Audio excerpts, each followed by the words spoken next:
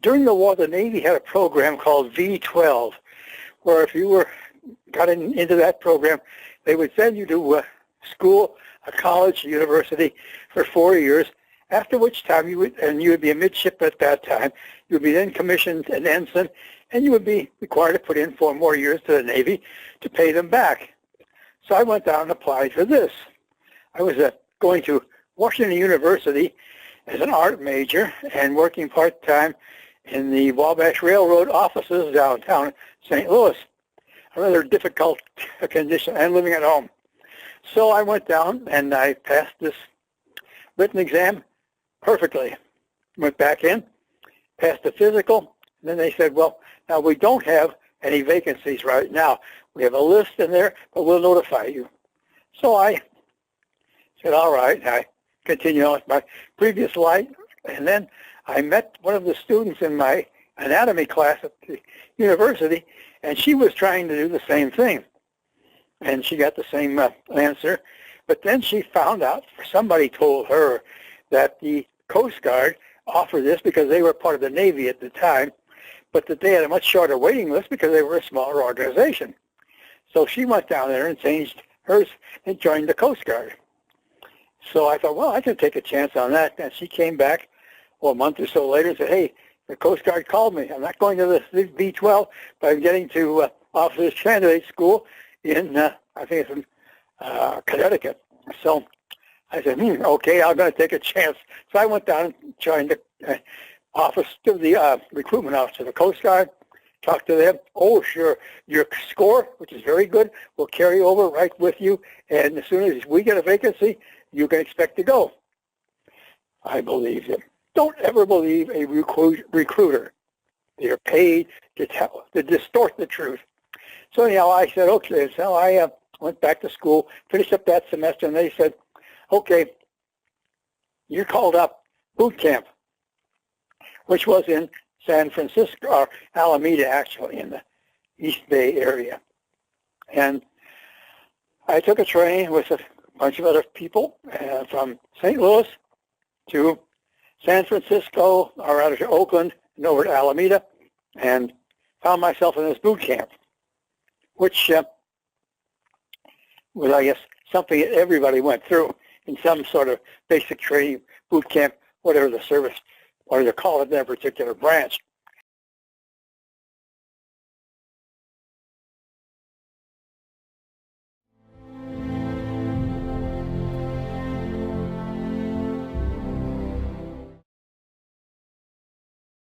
And I got through that, and they gave me these aptitude tests. And I said, well, I don't need to take that. They're going to call me for this V12 program.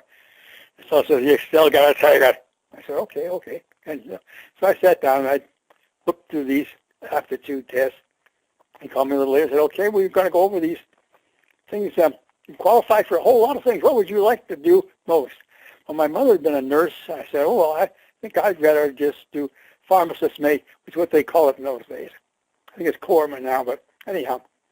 And so they said, okay, we'll put that down. You have to have 2 more. I said, well, that quartermaster looks pretty interesting. Put me in for that. All right, 1 more. I said, well, read those names off to me. He read a whole slew of names to me. And I said, put me down for radio man. Of course, what did I get? Radio man, the 3rd choice. And they sent me cross country from Oakland to Atlantic City, New Jersey, where the Coast Guard School was in the Morton Hotel, which is shown in that together. We served Michael Dell. As you go around, and he found a picture of the Morton Hotel. It's in there, which was not bad duty. They put you up in the hotel, which was in rooms, not in the barracks, and you ate in a mess hall. And some of the hotel staff were still there. They did a lot of other things. You didn't have to work in the KP. So it was not too bad an experience. And we were there, and it was a 6-month school. You had to do 20 words per minute, copy and receive. So I finally got through that part of it, and I had an interesting thing there. They had a big banquet after the thing was over. Each class would do that in another hotel, not in the one we were living in. And so they had a big cover, a program for that. And so since I was an artist and they knew it, they had me cut out of a lot of these boring classes that they were instructing on and sit in there and draw up the program for the graduation ceremony, which I still have a copy of, and it was a very good job. So if I do say so myself. And so then I got through with that. They said, well, give all your people 10 days leave, which I took, which was very disappointing because none of my friends were around anymore, too. They'd all joined up by that time, and there was much to do. So anyhow, I went back, and they sent me to Philadelphia district headquarters. And I was there about 2 weeks. We were supposed to be taking messages and taking them in the cryptology, having them decoded, but they weren't sending them by the DIP Morse code. They were sending them by teletype. So one day I ripped off a message from the teletype, passed it into the communications slot for decoding, and in about 5 minutes this young ensign comes out and she's laughing. And I said, what's the matter? She said, you know what that message was you just gave me? No, that was the orders for you and Sam, who was the other fellow in the class who was in there with me, to report to Casco Bay to undergo Navy undersea warfare training. I knew nothing about it. Nobody else did. And so Sammy and I went to Casco Bay, Maine, a little island out there. There are several islands out there in that Casco Bay. I was through there about 2011, I guess it was. We took a cruise up the coast. They stopped in Portland, and they took us to other little places. And you could see little islands out there. I said, well, which one has a Navy training center? He says, huh? Which one has? Because nobody's living on any of those islands doing anything. Everything's been demolished. Do you know which island it was? No. So I have no idea where it was that I was. But I was out there in Casco Bay.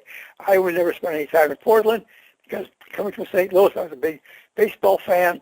And as soon as I got liberty, I was on a boat, a little launch to get me to Portland, on a train to Boston, and I was down to Fenway Park to watch the Boston Red Sox, and Ted Williams was still with them at the time, and Johnny Pesky and a few of the other great players who later were taken into the military, and it was wonderful just to sit in this famous Fenway Park and watch baseball. And Boston was a great town for Liberty. You couldn't buy anything in the town. The tickets were free. The USO put you up free for the night, and you go in a restaurant or something, somebody buy your meal for you. Wonderful place, Boston. So anyhow, that didn't last too long, unfortunately. And we got through what we were doing in that undersea, our anti-submarine school. The Navy had several different functions out there, all anti-submarine. Our branch was to take, as we were radio men, to take bearings in the Morse code transmitted by the Germans, because the submarine could not transmit underwater. They could receive, but they could not transmit. So they would have to come up, when they saw a ship, they would have to come up and transmit to the shore station, who would then round up the other submarines in the area to make that the famous wolf packs. And they would go out there and try and sink the convoy or the ship or whatever they had in sight. And so we were supposed to take bearings on the submarine. When they came up with some direction finding equipment. Looked like something like a radar scope today, very smaller though, and very primitive, but it did give you a presentation on a cathode ray tube. And you would get the bearing, you would pull that in, and then to the net control, they would get one from every other ship in the area where they crossed. Very good chance that was where the submarine actually was. They would then send over a destroyer or someone with a depth charge and destroy the submarine. Hopefully that was the way it worked. The Germans have 8 different Morse code characters that take care of these umlauts, language of the Germans. So we would sit there and copy their shore stations. It didn't make any difference why we had to copy those. I don't know, because all the stuff that they were sending was in code, and we couldn't decipher it anyhow. We only supposed to take bearings on. So we got through that class, and they sent 30 of us down to Norfolk, Virginia, a big Navy base. Today, that's much pleasanter. In those days, it was not pleasant. As you can read in that timeline I have on there, where Michael Meister did up on the side, it says, sailors and dogs stay off the grass. That's about the way it was. And we went in, and Norfolk was dirty, it was hot, it was in the summer. And we sat there and sat there and sat there because we had to be split up on either Navy or Coast Guard, small ships, Coast Guard cutter, Navy destroyer, escort, patrol frigate, and go out there and take these bearings. The blustery, bumpy, cold North Atlantic. So while we're sitting in there, someone in Washington, which did not communicate with anybody else any better than they do today, someone in one of those things got an idea, said, if you can take a bearing on a submarine in the water, why can't you take a bearing on an airplane in the sky? And we were moving the war out to the Pacific. More and more supplies and people were going out by plane. And the planes, it was hard for them to locate one little coral outcropping from another coral outcropping, which I don't understand. There are no navigation aids on them, of course. And so they kept getting, as they would say, unsure of their position. Pilots are never lost, only unsure. So we decided, they said, well, we're going to develop this. They got some FCC engineer who whipped out a quick DF for airplanes. They said, well, what are we going to do with this program? Oh, well, the Coast Guard usually handles search and rescue. Let's give it to them. All right. Where are we going to train them? Well, we've got this Coast Guard school in Atlantic City in the Martin Hotel. We can make room for them. Okay. And where are we going to get the first class? There's a bunch of guys, mostly Coast Guard, sitting down there in Norfolk. Let's take those people and send them into the first class so we can get out of Norfolk. And so we got there, and it was Atlantic City in the summer. All the piers were open. The shows were going on. The hotels were open. The restaurants were open. It was great. And so we went through that period there, checked out of their equipment, all set to go. They said, okay, you go down to Honolulu, and you'll establish bases in Hawaii, and then you're going to go out into the Pacific and put in bases out there on these little islands as we capture them. All right? We set out, and we finally got through that, and reluctantly bid farewell to Atlantic City, and went out in the ocean in a Merchant Marine ship that I think must have been a leftover from World War I. It broke down in the middle of the Pacific with both engines running. Both engines broke down. They got one of them going. We limped in several days late to Pearl Harbor with, of course, no fans going, no any way to put heat into the rest of the ship, so we slept up on the deck. And a little crowded, but we did. Finally limped into Pearl Harbor. The warrant officer, who was in charge of getting us there, looked up on the dock and he couldn't see any Coast Guard transport vehicle. He said, He came back. He said, I don't see anything up there, boys, but we'll just wait. So we waited. He went back up again. Still nothing. He said, I'm going to call down to headquarters. So he called Coast Guard headquarters in Honolulu. They had heard nothing from Washington. They didn't know we were coming. He said, we're here. He said, who are you? And he said, we're the guys who are supposed to put up these DF stations. What DF stations? They had no equipment, no places to put them. I had no idea we were even coming. So they hauled us down to the Coast Guard base down there and let us sit around there while they referred it up to CINCPAC, Commander-in-Chief Pacific. Well, CINCPAC checked around, which is what somebody should have done long ago. Found out that the Army Air Corps, through their section, was known as the Army Airways Communication System, the AACS, was already doing this in Hawaii and had plans to go out into the Pacific. So the word came down from Admiral Nimitz' office, detach those 30 men to the Air Corps. So there we were, detached to the Air Corps. And we were taken down, given Army uniforms, Army helmets, Army carbines, all this Army equipment. And then we went to their north shore of Oahu, a little base called Mokalea. I was out there in 2011 or 2012, and my daughter drove me around out there, and it's still there, but it's a glider and parachute jumping school now. It belongs to the state. So anyhow, we went there, and the first day we went down to take class at the training that the Army Air Corps provided there, and we had to, first of all, check out on the equipment that they had. What did they use? It was different. What did they use? they use the exact same equipment that the Navy used for submarines. No special equipment for aircraft. They're using the same equipment. We got through with that pretty quick. And we went to, they split us up, sent us to the Army units that were already in Hawaii there. You know, in Hawaii, Honolulu, Maui, and Hawaii. So two or three of us, I think about four of us actually, went to Kauai. There's some Army people there. We integrated with them, saw how they did it for the thing. We worked there. So then they said to Dave Morris and myself, you two report to Hickam. You're being transferred. Where are we going? All you know is you're going to Hickam. You'll find out from there. Okay. So we went to Hickam. And we went from Hickam to Kwajalein. Now, Kwajalein was the staging area there. Some more of the fellows came in that had been in our class and went over in Hawaii or on Maui. And so they had quite a few of us there.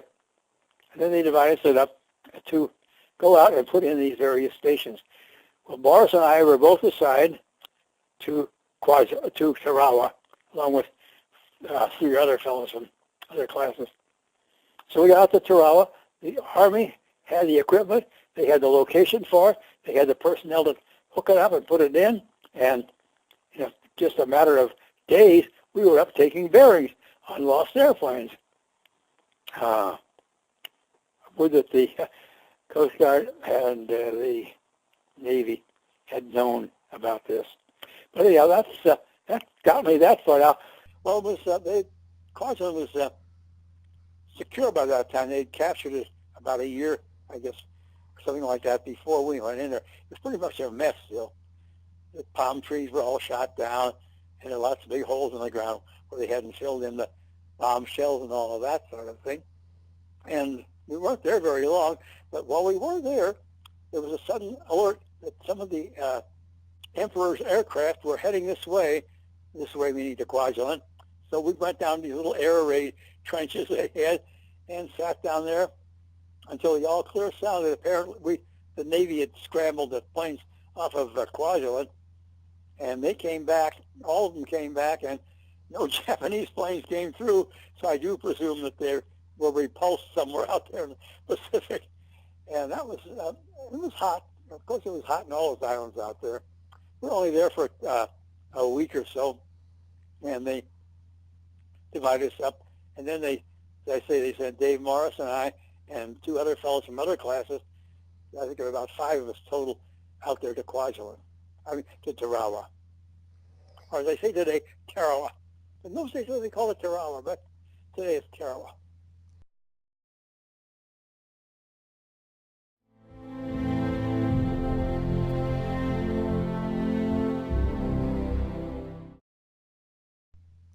In your reflections, you mentioned your dog, Mickey. How did you end up with a dog in the middle of a war zone? Well, on Tarawa, that was a British crown colony before the war. The Japanese took it over, and the British officers had these fine boxers, dogs. They had sleek, beautiful animals, and those, of course, belonged to the British officers. And when the Japanese came in, they took over the island. They took over everything they could, and they took over the British dogs. Well, when we came in, we took over the island and everything else we had got, and we took over the British dogs. Now, these may have been a little old, so they may have been the descendants of the original dogs, but they were still fine-looking dogs, well-trained, well-behaved. They would trot around with their officer masters. And of course, we as lowly enlisted men just look out and say, gee, I wish I had a dog like that. Wish I had a dog like that. Well, I really wished I had one. And so I never had one when I was growing up. And the word got out, and some Army fellow stopped by in a Jeep one day at the tent area. We lived in tents out there with mosquito netting all over it. I think I saw some pictures of those sketches I drew. I took a sketchbook with me out there, and I had a whole lot of sketches that I did in the war. But anyhow, I was out there, and he comes by and says, hey, I hear you're looking for a dog. I said, well, yeah, I'd sure like to have one. Hey, there's one for sale down at the native compound down there. That's where the Micronesian natives lived. They worked on the island, did manual labor, worked for the government. They had fled the island when the Japanese came in, but when we went in, they came back. So we went down there, and here was this little puppy, I don't know, must have been not more than about a month, 6 weeks old, roly-poly, just as round and fat as you could think of. And, of course, now this is a different culture completely. They were stuffing him with rice, getting him fat to have him as the entree for one of their feasts. I couldn't let that happen. So I said, how much do you want for this dog? And she said, I want money. I said, well, what do you want? You want trench knife. Said, oh, that trench knife, that's government power. I can't give that to you. I'm signed out for that trench knife. Want trench knife? Look, how much money? I'll give you more money. You can buy yourself. And me want trench knife. Well, what did I do? I didn't know what would happen when I went back. I had to turn in all that Army gear. But I said, okay. And I went back, got my trench knife. Here's the deal. I brought the little round roly puppy. He was so good. He knew he'd been rescued from something. And so I just fed him on milk, which was powdered milk, of course, and diluted. Fed him for days on that. So I cleaned him all out, got him down to a normal size, and then started just feeding him, bring back from the mess hall. And he was, that just bonded us. He was such a good dog. Everywhere I went, he would go with me. If I went out in the Jeep to go down the mess hall, he would follow along right next to the Jeep. He would sit there and just wait till I got out and go with me. Every place I went, he'd go with me, no problem. Not a problem at all. Such a good animal. Except the time that he drank all the water out of Dave Mars's helmet, that he was shaving the helmet. You used the helmet as a wash basin in those days. That was the only time that Mickey ever got in trouble.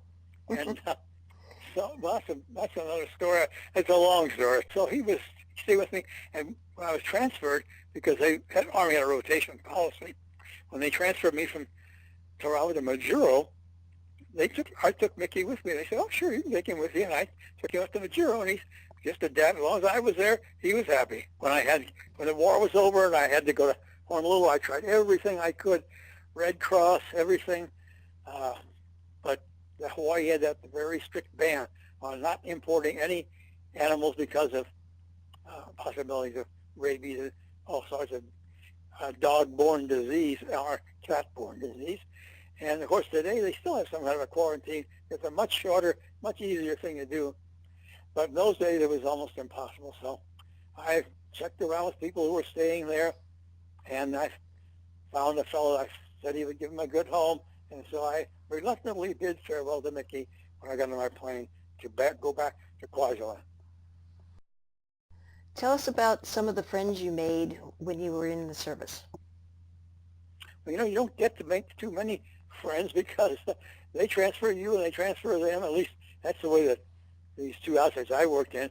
And but one was a very interesting fellow.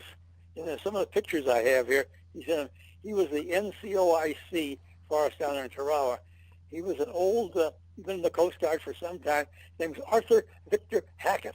He looks like he weighed about 120 pounds, short, and but he'd been in the Army before, and he went into the Coast Guard, and he'd been around the Coast Guard, and he was a second-class radio man. The rest of us were third class, and he was in charge. He'd been first class, and he'd been busted back down to striker or busted down to third class and back up. He was not one to go by the rules and regulations. So anyhow, he was an excellent fellow to have in there because he knew where to get things, how to swap for things. We needed this, we'd get that. Then go down and get this, he'd swap it from somebody else. He'd get all these things, he'd appropriate things. We did pretty well. As long as Hackett was in there, we ran the thing, and it ran well. Now, they did give us a second lieutenant from the Army Air Corps who was going to be the communications officer, took care of us, and also the part of the communications station. They had it there for regular radio transmissions. And Hackett told him, okay, you take care of the paperwork and all the administrative stuff, and I'll take care of the operational part, and we'll get along fine. It did. And so we turned in some real good work on getting bearings and not losing any airplanes, and it was a very good setup. And then when I got my material, Hackett came up there. Now, he's not going to be NCOIC up there, just one of the troops, but he went right along with that, real happy with it. So I was pretty friendly with Hackett, and trying to think of anybody else I do know long enough to really get friends with. David Morris. I was in the school with him over on Kauai with him, and then back on Toronto with him. But I went up to Majuro, and he stayed there. So it wasn't exactly a place where you made long-term relationships. Like some of these people get assigned to a ship, and they're on that ship for a long time. But we were just here and there. Oh, yes. So we did. It was interesting. Toronto was interesting from the standpoint of this was a very bloody battle down there, and they'd blown up most of that island. But the Navy had come in with the Seabees and fixed it up, put in new structures. The Island Commander's unit was a real fine-looking grass stock up there, and they did a lot of good work there. And but it still stunk. You could never get away from that smell. And but we had interesting things there, like such as I say, you use your helmet as a wash basin, and that worked out fine. And your uniform of the day was usually shorts and a T-shirt. It was usually over 100 degrees, and one of those sun helmets. And that was also the place where they brought in Navy nurses. But it made a little difference, and we had to have people assigned as guards on the nurses' quarters to march up and down as armed guards and keep out the people who wanted to come in and take a sneak at the tent to see what a nurse looked like. That was interesting. Yeah, I was going to say, I went to Majuro, and I got some good pictures of there. And Majuro, we had our DF station was way out at the end of it. It's such a little atolls or coral outcroppings connected by a causeway that the Japanese had used it for recreation purposes for all of their troops in the Central Pacific. And go back there. So it wasn't fortified, and there was no battle to take it. We just walked and picked it up. The palm trees were all still there, no big holes in the ground. But it also then became the Japanese prisoner camp for all the Central Pacific. We brought in all the prisoners. So when people say, where were you when the war ended? I could say, I was on an island in the Pacific surrounded by Japanese soldiers. Wow, oh, wow. I said, yeah, but they were all prisoners. And they were. And that was, now, we've seen and heard, and I wrote an article in the Coast Guard Combat Veterans magazine about how Japanese prisoners Japanese people treated our prisoners. And we saw these people who were just pictures of just skeletons and beaten and made to work in heavy industry. We had them over there.